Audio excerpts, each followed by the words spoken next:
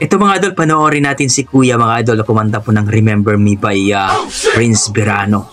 So kaboses daw niya talaga itong si Renz Verano mga idol. So panoorin natin, courtesy by Sampuco Video Makers mga idol sa kanyang Facebook page. So let's go mga idol, pakinggan natin kung Renz Verano ba talaga ang boses ni Kuya. Let's go.